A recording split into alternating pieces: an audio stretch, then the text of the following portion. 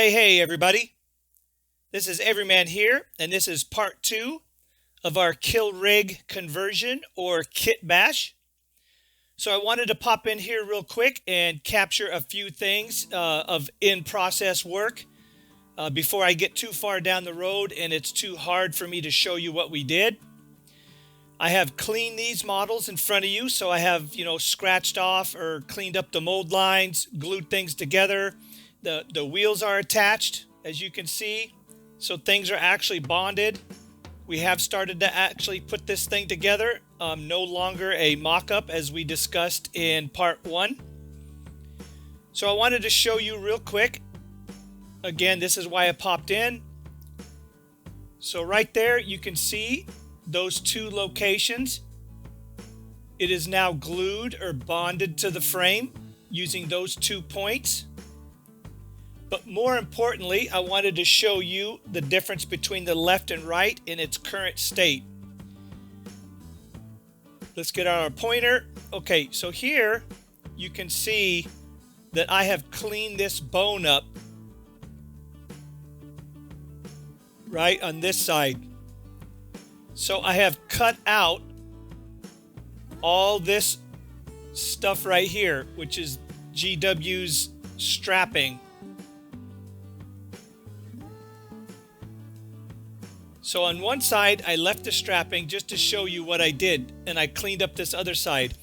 I cleaned up this other side because I am actually going to do the same thing GW did, but I'm going to wrap this bone with my own material, and I'm going to cut thin strips of poster board, long thin strips, and I'm actually going to wrap this bone around this frame. And so it is actually going to be wrapped, and it's going to look just like this. So I wanted to show you what I had to do, and the reason we had to clean this bone off is because we didn't want the buildup of my strapping to go over the top of this strapping, and for this section here to be this really huge kind of ball of mess. So essentially what we did is we cleaned all that up to get a nice smooth surface so I can go ahead and start to wrap. So I'll clean this surface up so both of them will look same, and then I'll start wrapping it. And then once I get it done and wrapped, I'll show you what it looks like.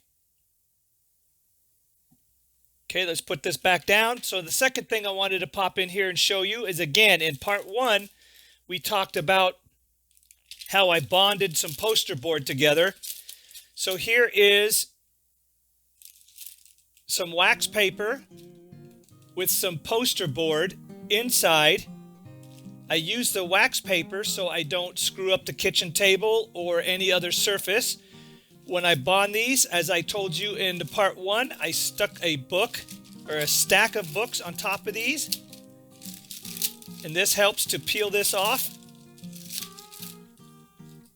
So what I have done is I have created, as we discussed, I have created a 1 millimeter or 2 millimeter thick piece of poster, right? This is like poster material or poster board. I have created, by bonding these two together, I have now created, right, double thick.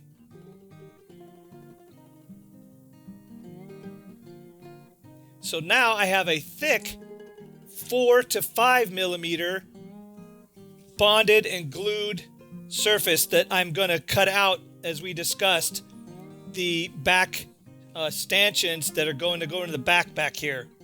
So again, I just wanted to show you 2 things early this morning, and that's it. So I'm gonna buzz out of here. I'm gonna continue building, and we're gonna move this thing forward, and we'll come back and show you where we're at in about another couple hours. Continuing on from where we left off, I wanted to show you this. This is that strapping that I left you with on the last part. Just wanted to show you that's what it now looks like. That's why I cleaned up around that horn. It has a couple drops of thin super glue, so it is soaked in, and this is now the same as hard plastic. Here is the thin strip.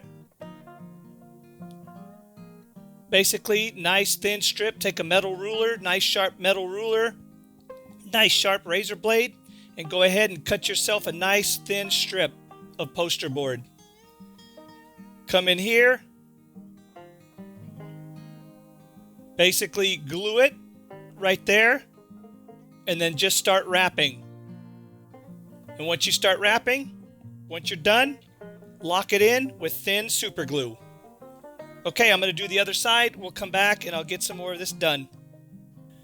So one of the issues I'm having with this thing, and I'm not sure it shows well on camera, is that this beast up front, the more I add to the back, the smaller and smaller this guy up front is looking. So to use a comparison or analogy, right, it would almost be like a goat trying to pull a shop's worth of cart around, right? In the medieval days, these storekeepers or these traveling salesmen, they would take their donkeys and their horses and their wagons and they would tote them around and go, you know, from kingdom to kingdom or castle to castle or whatever, and they'd sell their stuff. Well, can you imagine a little tiny goat trying to pull one of them carts or one of them wagons around versus, you know, two horses or a horse? So this thing is, again, just to use my analogy, it's like a little tiny goat, you know. It just to me, it doesn't look right. It kind of bothers me. So here's my option. From my Mozrog build, I have this squig left. So this squig is obviously rounder, little bit bigger, little bit more chunkier. So I'm thinking about taking this guy, and if you can see, again, I don't know how the camera can show it, but he is just meatier is the only term I can really think of. Just beefier in there, and looks like he has the muscle to pull it. Whereas this little guy in here, he just looks like he's, you know, trying to push a rock up a hill, you know. Just, I don't know. Terrible, terrible, terrible. Just, I can't decide. Because that means I got to tear all this front section apart if I go ahead and swap this guy in, because I'm going to have to re-dimension everything. And anyway, that's my thing to deal with. That's something I got to do. You guys aren't concerned. You guys just want to see what the end is. I understand that. So anyway, let me think about this, and then we'll come back. In the next video, it'll either be this dude or we will stay with this guy. All right, everybody, take it easy. Let me work on this thing, and we'll come back. Okay, here it is. We've made the change. We have now input the squig. I went ahead and I bit the bullet, and I did it. So I'm going to show you. So what we did is I had to split this from back here on that rear part. I had to go ahead and redo the strapping. I had to make this about a 1/4 inch overall wider. We went ahead and we pinned, if you can see back in there, those 2 white pins. We had to pin the tail of the squig. We had to break the leg of the squig, as you can see right there. I broke his leg, had to reposition that leg so that it was up tighter under the belly and straighter. So now what we have to do is we have to clean up all the mold lines of the squig. We have to clean up all the work that we've done. So we basically sharpen this up, make it look good. So that's going to wrap this video up, folks. In the next video, number 3, we are going to go ahead and we're going to finish the back. We're going to do some riveting. We're going to go ahead and build the whir tower. We're going to put the whir boy on top, and we're going to finish this baby off in number 3. So if you haven't already, please hit that subscribe button, hit that like button, and smash that notification button, because how-to number 3 is going to come out shortly after this, and we're going to bang this one out. We're going to get this ready to go. I want to put this baby on the table. They tell me that these are supposed to be really good. So hit that like button, hit that notification bell, and like we always say on the channel, may all your dice rolls come up 6s unless you're looking for a 1. Peace out, everybody.